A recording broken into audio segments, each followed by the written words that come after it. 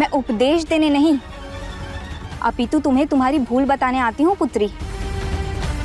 अन्न में तो माता अन्नपूर्णा का वास होता है ना। बस, अब बहुत हो गया। अब शीघ्र ही हमारी दृष्टि से दूर हो जाओ, अन्यथा धक्के मार मार कर तुझे यहाँ से भगाएंगे। मैं स्वयं ही तेरे घर से जा रही हूँ। अहंकार ने तेरी बुद्धि भ्रष्ट कर दी है। तुम दोनों अन्न के एक एक दाने के लिए तरसने वाले हो। जिस अन्न का तुमने घोर अपमान किया है।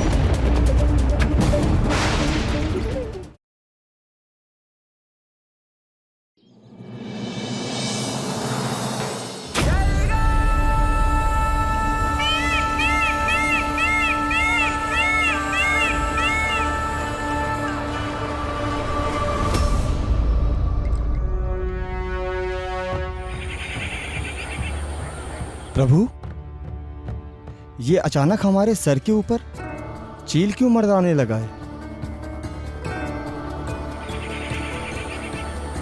काकराज जी, ये तो मेरी पालतू चील है। मेरी अनुपस्थिति में मेरी माता के पास रहती है, किंतु ये यहाँ क्या कर रही है? प्रभु, लगता है ये कोई संदेश लेकर आई है।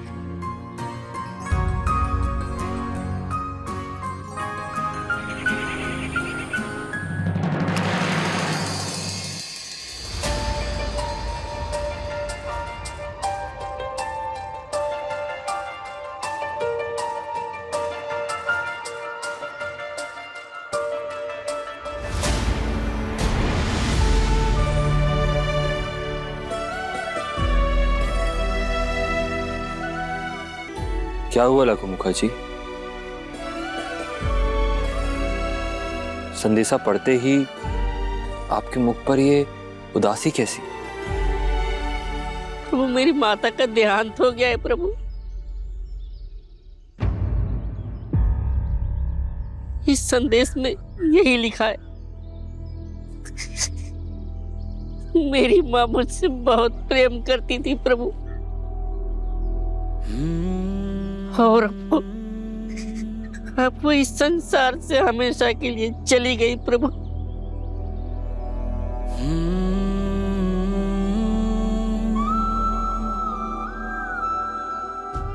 लघु मुखा जी, आपकी माता के निधन के बारे में सुनकर हमें बहुत दुख हुआ, किंतु सत्य तो यही है कि संसार में सबको एक ना एक दिन तो जाना ही है।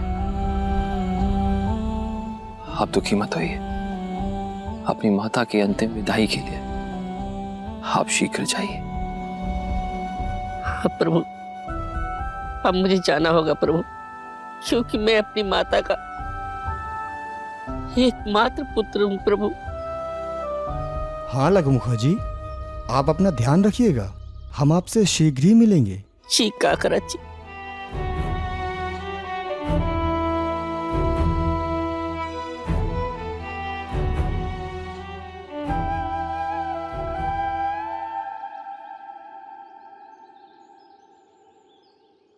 मनुष्य भी कितना विचित्र होता है काकराज।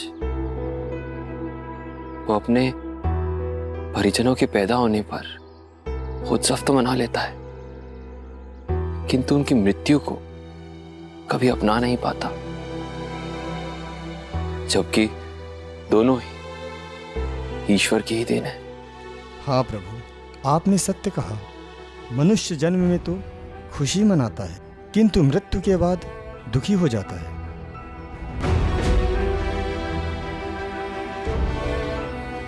चलिए काकराज।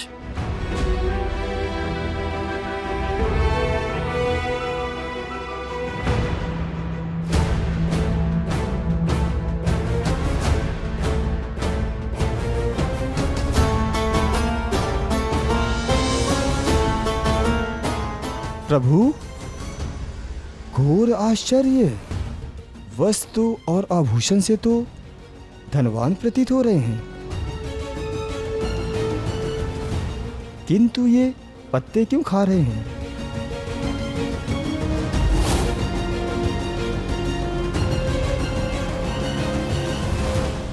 काकराज, इसके पीछे अवश्य ही कोई बड़ा कारण होगा।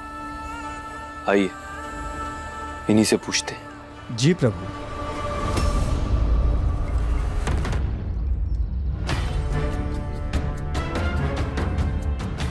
क्षमा करें अपरिचित, किंतु आप अनाज के स्थान पर ये पत्ते क्यों खा रहे हैं? प्रभु, अवश्य ही इनके पास कुछ खाने के लिए नहीं होगा। हाँ, अन्यथा कोई पत्ते क्यों ही खाएगा भला? कोई बात नहीं प्रभु, मैं उनके लिए अभी फल लेकर आता हूँ। आप यहाँ क्यों खड़े हैं ब्राह्मण कुमार? कृपया अपने मार्ग पर जाइए। अवश्य, किंतु आपको कुछ फल भेंट करने के पश्चात।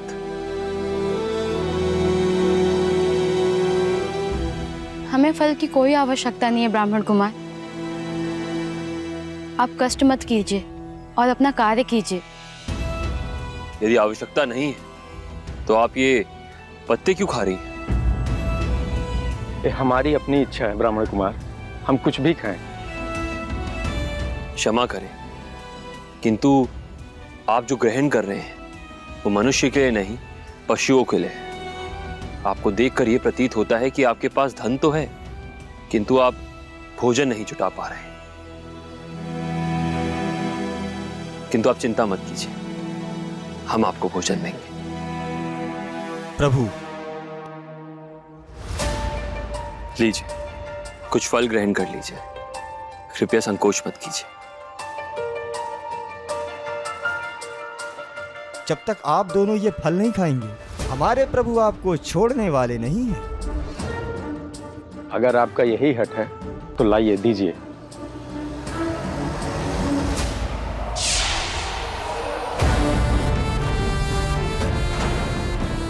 ये तो बहुत आश्चर्य करने वाली बात है। आपके छूते ही फल पत्तों में परिवर्तित कैसे हो गए? ये आश्चर्य नहीं ब्राह्मण कुमार, ये हमारे श्राप का सत्य है। किंतु आपको ये श्राप किसने और क्यों दिया? आप जानकर क्या करेंगे ब्राह्मण कुमार? हम अपने दुखों को बांटकर भी सुखी नहीं रह सकते। और ना ही कोई हमारे श्राप को काट सकता है। हमारे प्रभु परशुराम जी तो सबकी सहायता करते हैं, आपकी भी सहायता कर देंगे और आपकी शंका दूर हो जाएगी।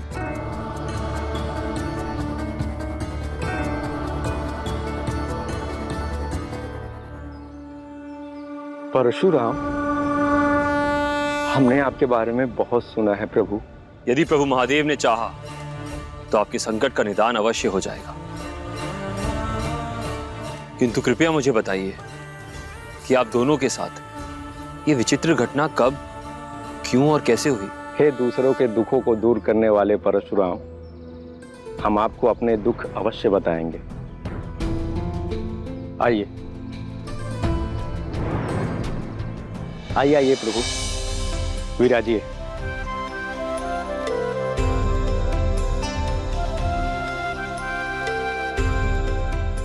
मैं जल लेकर आती हूँ। जी।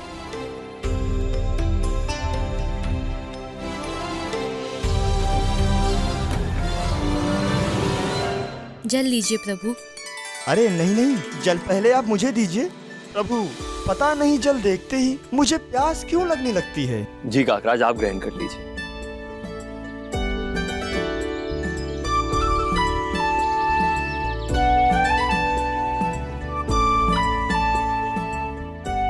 धन्यवाद। धन्यवाद। तो बताइए महोदय, क्या संकट है आपको? तो सुनिए प्रभु, मेरा नाम सेठ जगतलाल है और मेरे इस निवास में आज भी अन्न और आभूषण की कोई कमी नहीं है। किंतु समस्त अन्न और आभूषण मेरे लिए व्यर्थ है। आप स्वयं देख चुके हैं प्रभु कि फल और अन्न हमारे स्पर्श मात्र से ही कैसे घास और पत्तों में परिवर्तित हो जाते हैं। किंतु मुझे आश्चर्य इस बात पर हो रहा है कि मैंने ऐसा श्राप प्रथम बार देखा है, जहां किसी के केवल स्पर्श से अनाज पत्तों में परिवर्तित हो जाते हैं। जगतलाल, मुझे ये बताइए कि ये विचित्र श्राप आपको किसने और क्यों दिया है? हमारी कई भूलों ने प्रभु, जो लंबे समय से हम लोग करते आ रहे थे। किंतु उन भूलों का कभी हमें आभास ही नहीं हुआ।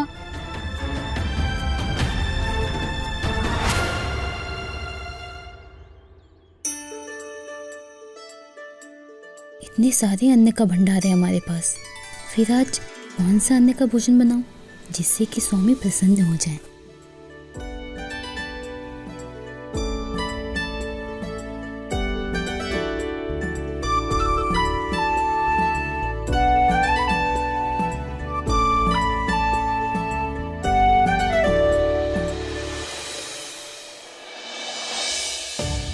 धान्य के भंडारों को देख देख कर क्या विचार कर रही हो सुगंधवती? विचार तो भोजन बनाने का ही कर रही हूँ, किंतु इतने सारे अन्न को देखकर समझ में ही नहीं आ रहा कि आज भोजन में क्या बनाऊं। रे, इसमें इतना विचार करने की क्या आवश्यकता है? समस्त अन्न को मिलाकर बना दो भोजन। किंतु इतना भोजन करेगा कौन स्वामी? पहले तुम भोजन पकाओ, ये हम बाद में देखेंगे क्या करेंगे। वैसे भी हमारे पास अन्न की कोई कमी है क्या? जी स्वामी, मैं ऐसा ही करती हूँ, सारे अन्न को मिलाकर भोजन बना लेती हूँ, ताकि हमारी भोजन की सुगंध से गांव वालों को भी तो ज्ञात हो कि हमारे पास कितने धान के भंडार हैं। ठीक है, तुम भोजन पकाओ, तब तक मैं देख कर आता हूँ खेत में नए श्रमिक कुछ कार्य कर भी रहे हैं या नहीं। जी स्वामी। ठीक है।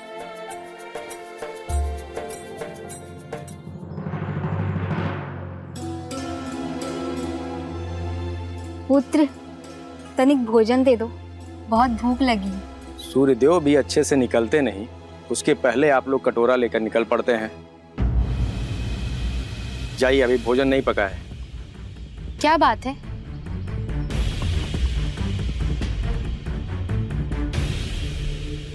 यदि भोजन पका ना हो तो 2 मुट्ठी अनाज ही दे दो, मैं स्वयं पका लूंगी। मुझे ज्ञात है, आज दिया तो कल पुनः आओगी, कल दिया तो परसों फिर से आ जाओगी, और इसी प्रकार यहाँ डेरा जमाकर बैठ जाओगी। और हमें तनिक भी नहीं भाएगा। और वैसे भी हमें निर्धनों से बहुत घृणा है, जाओ यहाँ से। कोई बात नहीं, मुझे कोई और कुटिया से मिल जाएगा। किंतु इतने सारे अनाजों को मिलाकर किसके लिए भोजन पका रही हो पुत्री? अनेक अतिथि आने वाले हैं। कोई अतिथि नहीं आने वाले हैं, हम ही दोनों मिलकर खाएंगे। इतने प्रश्न क्यों पूछ रही हैं? जाइए, प्रस्थान कीजिए। जा रही हूँ, क्रोधित क्यों होते हो? सुखी रहो।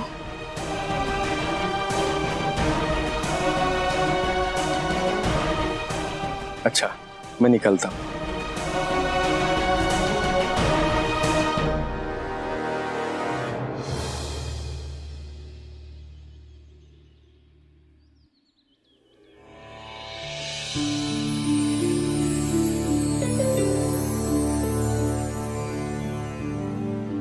वाह, भोजन बहुत ही स्वादिष्ट बना है सुगंधवती। स्वादिष्ट तो है स्वामी, किंतु बहुत भोजन बच गया है। क्यों, तुमने भोजन नहीं किया क्या?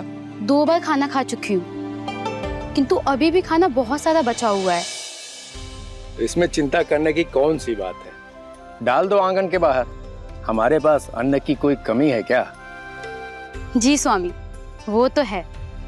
हमारे जितना अन्न तो गांव में किसी के पास भी नहीं होगा। मैं अभी डाल देती हूँ।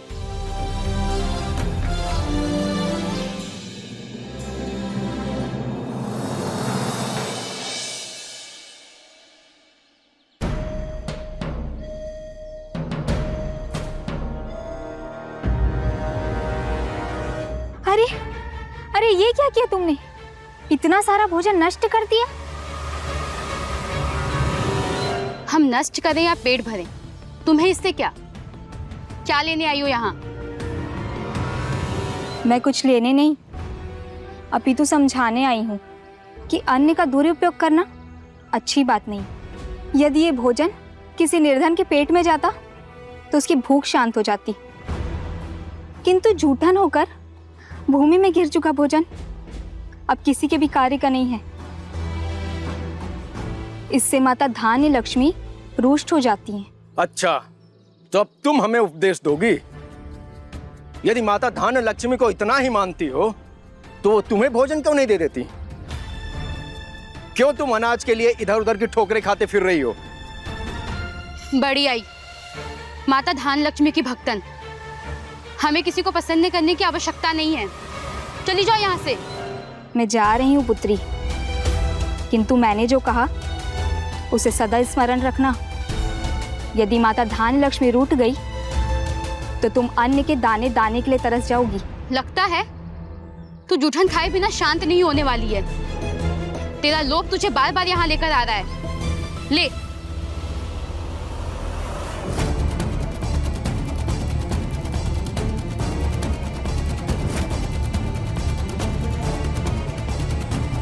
ले, पकड़ और खा हमारा जूठन, खाकर मर जा।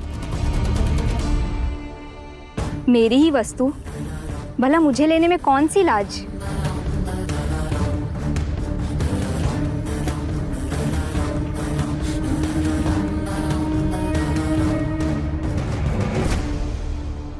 मुझे तो ये स्त्री विक्षिप्त सी लगती है।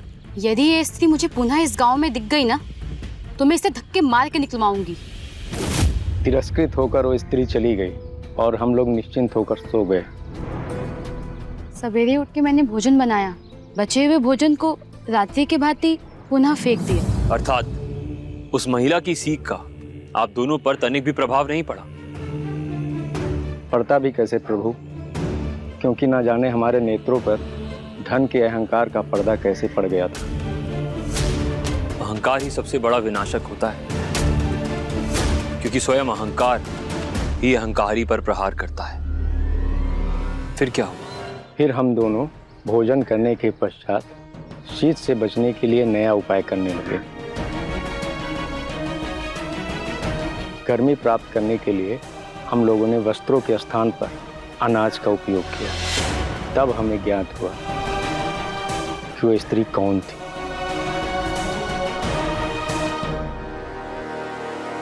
सुगंधावती, इस भीषण शीत में इस सीखे हुए गर्मा गर्म गेहूं के दानों से अपने पैरों को सेकने में कितना आनंद आ रहा है ना? जी स्वामी, उष्ण वस्त्र पहनने के बाद भी शीत से छुटकारा प्राप्त नहीं हो रहा था, किंतु ये गर्म गेहूं के अन्न से जैसे पूरे शरीर में उष्णता सी भर दी हो। अब पूरे शीत भर हम अपने अन्न का उपयोग ऐसे ही किया करेंगे। भला हमारे पास अन्न की कोई कमी है? अन्न की तो कोई कमी नहीं है पुत्र, किंतु तुम दोनों के शिष्टाचार में अवश्य कमी है। समस्त संसार जिस अन्न की पूजन करते आ रहा है, तुम दोनों बार बार उस अन्न का अपमान करते आ रहे हो।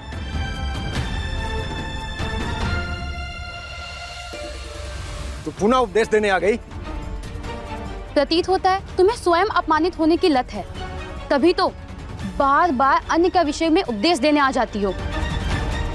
मैं उपदेश देने नहीं, अपितु तुम्हें तुम्हारी भूल बताने आती हूँ पुत्री। अन्न में तो माता अन्नपूर्णा का वास होता है ना। तू हमें हमारी भूल से अवगत कराएगी? निर्लज्ज! एक स्वामी और भिक्षुक के बीच का अंतर लगता है तू भूल गई है। तेरे पास खाने को एक अन्न का दाना नहीं और तू हमें अन्न के विषय में ज्ञान देगी। क्रोधित नहीं होते पुत्र, मैं तो बस समझा ही रही हूँ। बस, अब बहुत हो गया। अब शीघ्र ही हमारी दृष्टि से दूर हो जाओ, अन्यथा धक्के मार मार कर तुझे यहाँ से भगाएंगे। भगाएंगे नहीं, अपितु मैं अभी इसे धक्के मार के भगाता हूँ।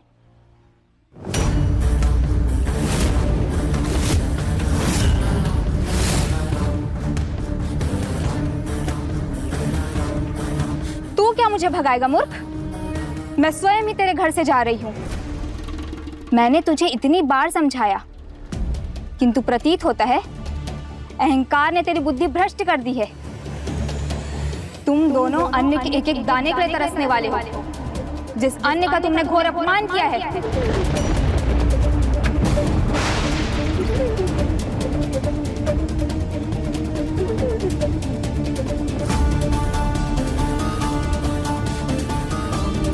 हमारे लिए विधान करने वाली तू है कौन?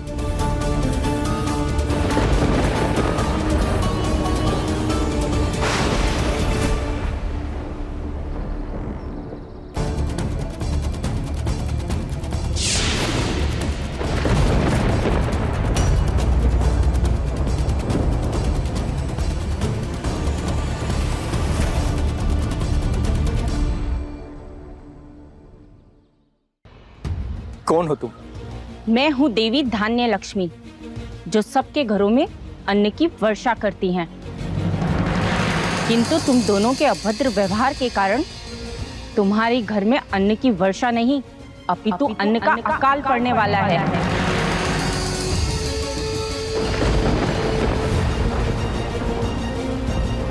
मैंने तुम दोनों को कितना समझाया, कितने संकेत दिए कि मत करो इस अन्न का अपमान, किंतु तुम दोनों नहीं माने।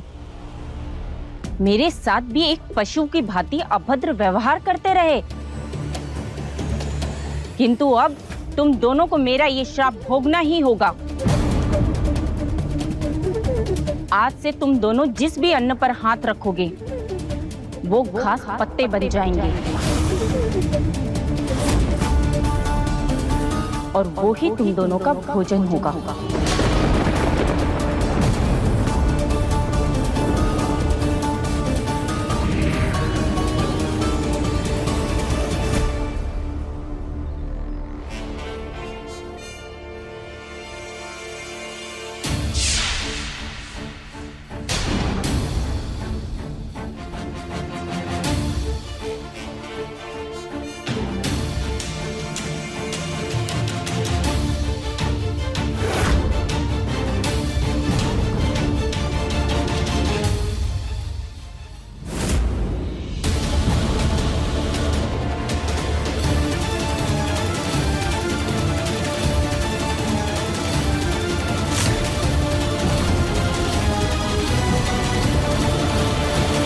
जिसे हम साधारण स्त्री समझ रहे थे, वो देवी धान्य लक्ष्मी थी। जो समस्त संसार को अन्न देती है, हमने अन्न के साथ साथ अन्न की लक्ष्मी को भी अपमानित किया है। वो रूठ कर चली गई और उसी दिन से हम दोनों घास पत्ते खाने पर विवश हो गए। ये तो होना ही था, क्योंकि जिनका सम्मान समस्त देव और देवियां भी करते हैं, आपने उन्हीं का तिरस्कार कर दिया।